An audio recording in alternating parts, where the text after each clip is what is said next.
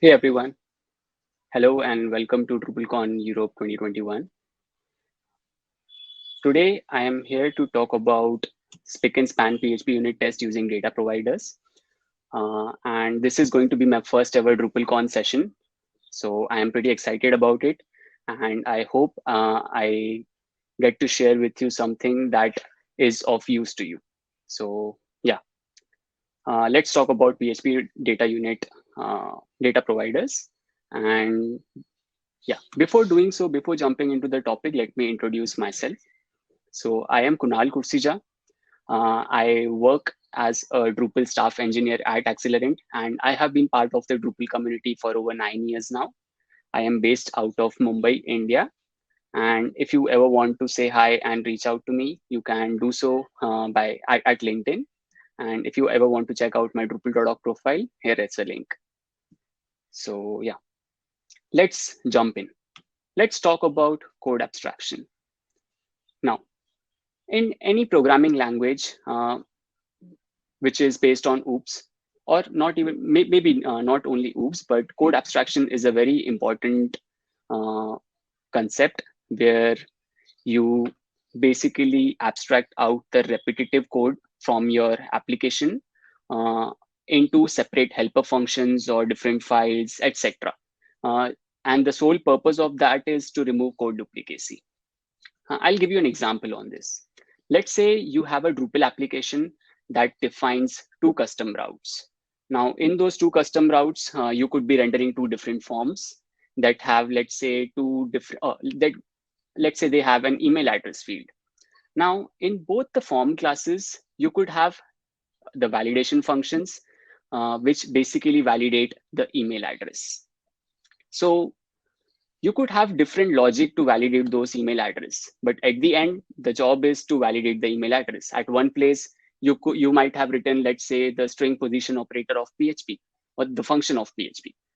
At other place you could have written, let's say, a regex to validate the email address. Now both the logics, I mean the task of both these things is one, that is to validate the email address, but you have written such logic in two different files. Now, this is code duplication. And to overcome this in Drupal, we usually use services to abstract out these repetitiveness of the logic.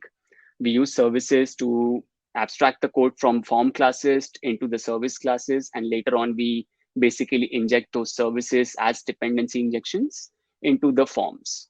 And that's it. We call the helper function, or we call the service function to validate the email address. Now, we overcame code duplication using code abstraction via services.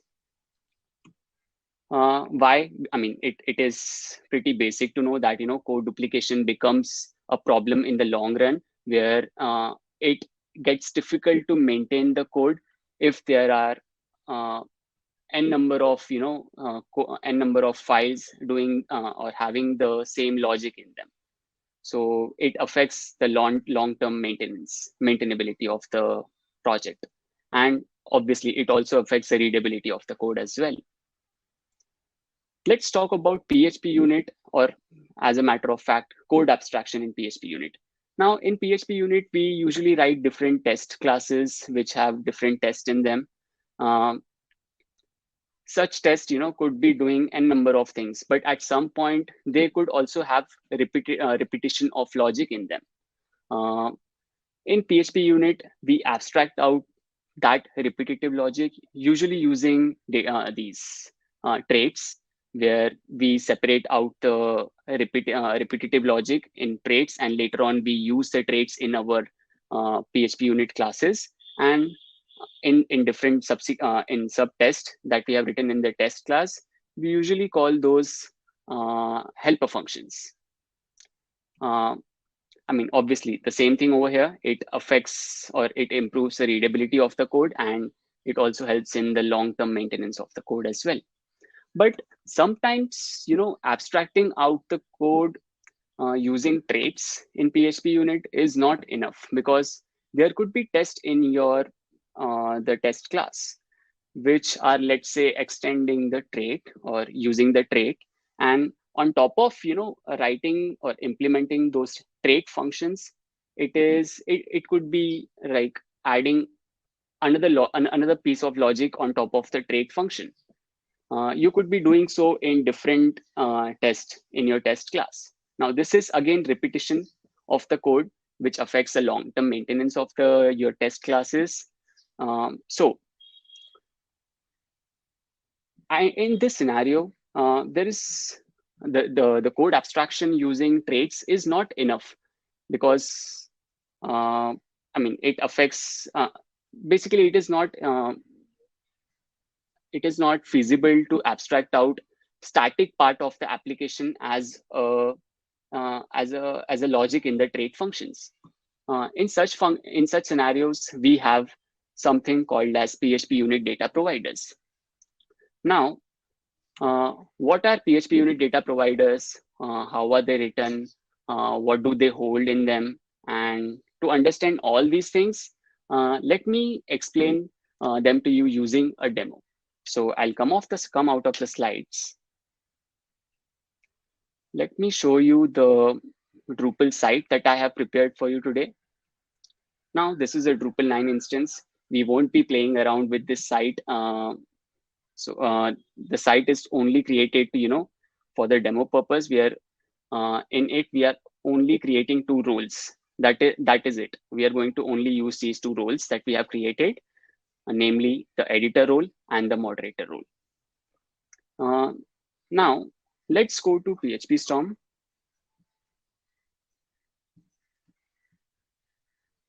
So this is again the code repository that is running the Drupal 9 instance that we have created. I have created a custom module, and it is called as DrupalCon Europe 2021. I have defined an info file over here, which basically does the basic job of registering this module with the Drupal application. And that is it. I won't go into details. I'll close this info file. Now, I have created a routing YML. I'll zoom this a bit so that it's readable. Just a moment. I think I messed up. Yeah. Okay. Here are the 2 custom routes that I have created. The first one is registering the URL /editing. The second one is registering the URL /moderating.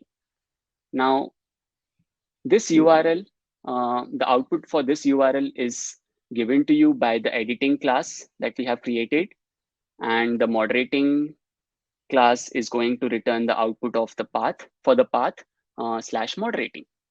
Now, please note that on line number 6, we are telling Drupal that this /editing URL should be accessible to users who have either the role of editor or the moderator. So that's what the plus operator mean over here. It's an or symbol. Now, on line number 13, we are saying we are telling Drupal that this path should be accessible to users who have the role of moderator. So yeah, that is our 2 custom routes. Now, let's go to the classes that we have created. The first one is editing.php.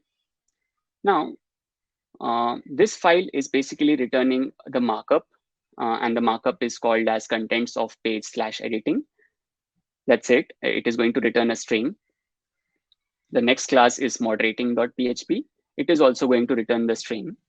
So I won't go into the details of these controllers.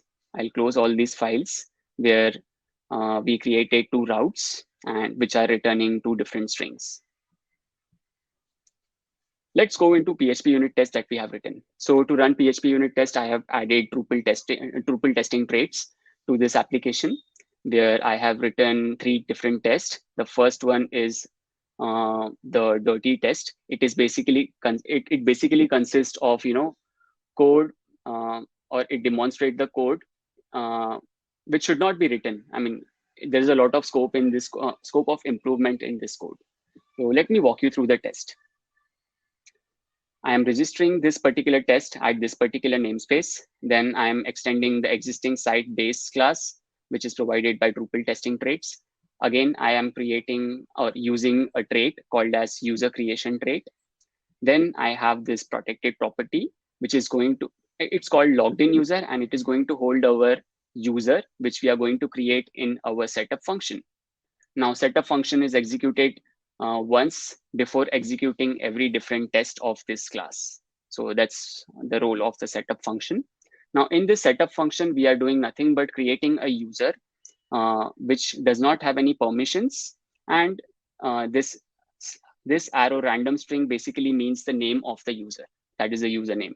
And it is going to be a 5-length username. After that, after creating the user, we are going to log in the user. That's it. That is the job of the setup function. So yeah, let's jump into the test that we have written. The first test is test editor access. Now in this test, what we are doing is we are simply adding a role editor to the user that we created in the setup function. And after that, we are checking whether the user has access to the editing path, that is the editing route that we created, and whether the user has access to the moderating URL that we created in the routing environment. That's it. That's what the test is meant for. It is meant to check access. Similarly, we have the different test where we are assigning the role moderator to the user that was created in the setup function. After that, again, the same story. As you can see, we are checking whether the user has access to the path editing and moderating or not. So yeah, let's run this test.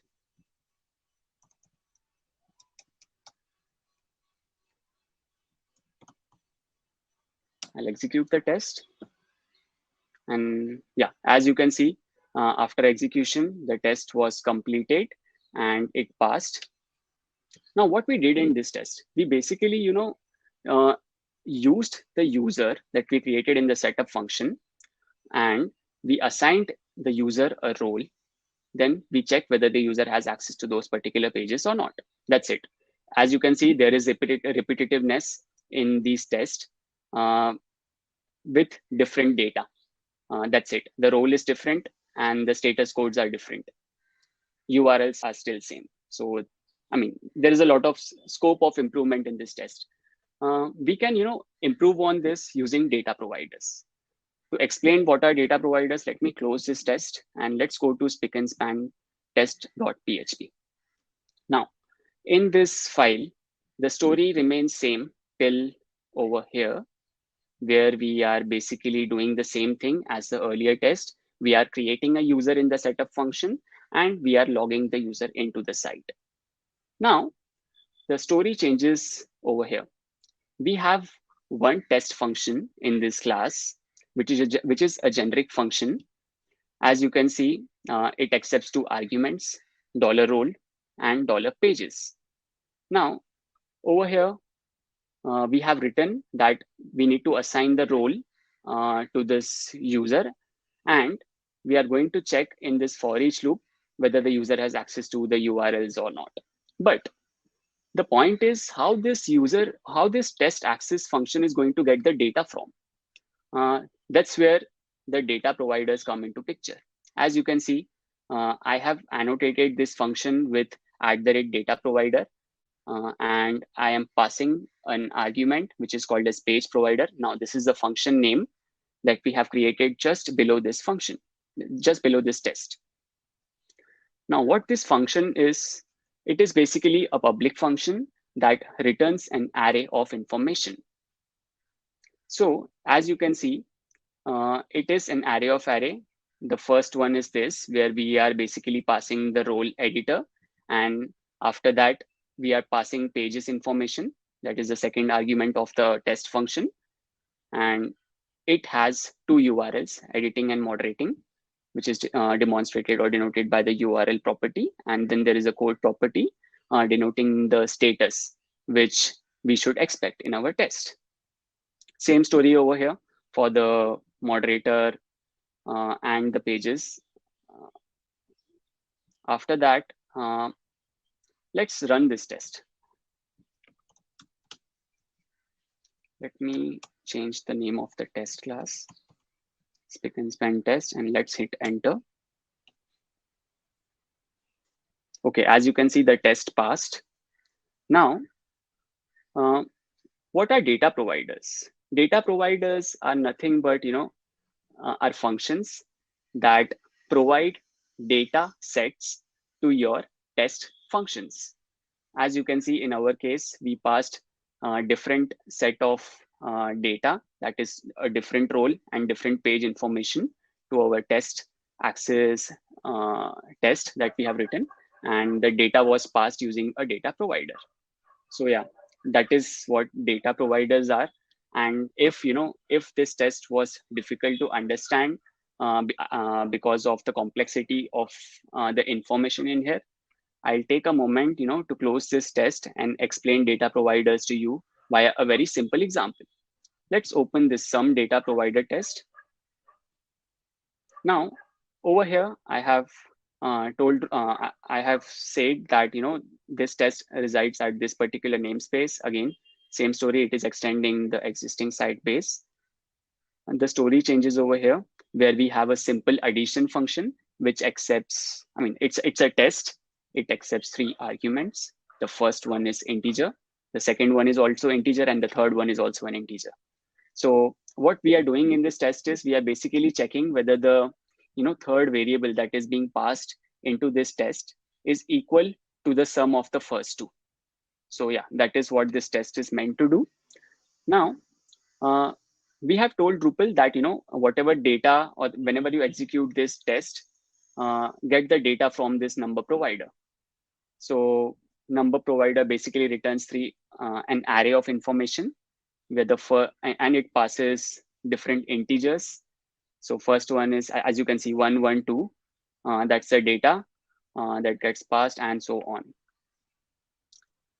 Let's run this test.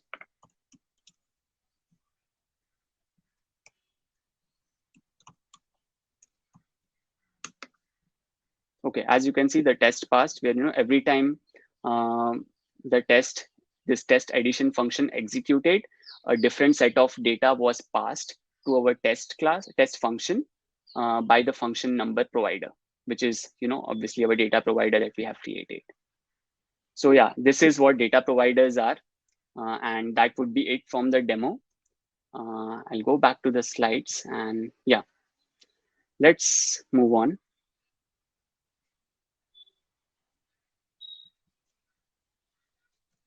Yeah, if you have any questions, let's go to the chat and see if you have any questions.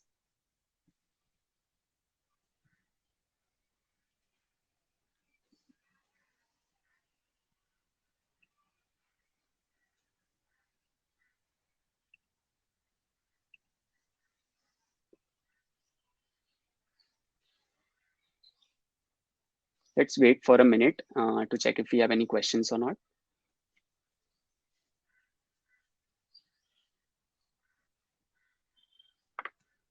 So Tariq asked, are there any example tests to get me started? So, if you want very basic examples, PHP unit documentation does have some examples on data providers. And yeah, if you want, I can also share this custom module with you.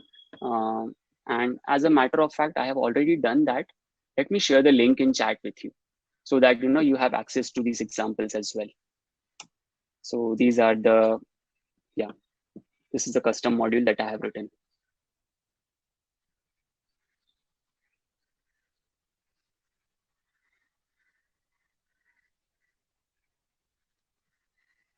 I'm glad it was of help to you.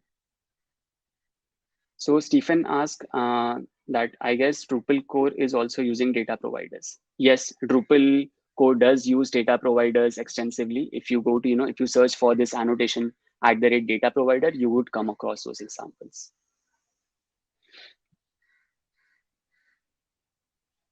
I think there are no more questions. Let me go to the slides.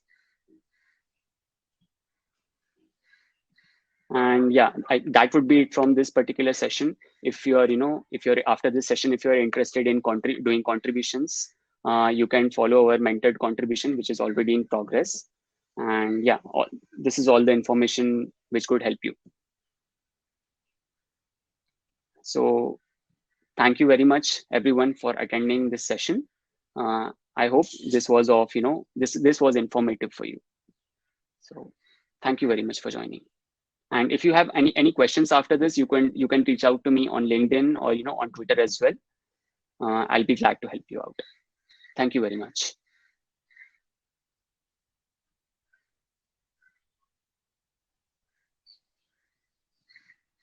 So yeah, I'll share my phpunit.xml and the presentation that I have created. And yes, everything is customized. I'll share it with you as well in the repository that I have created after this session.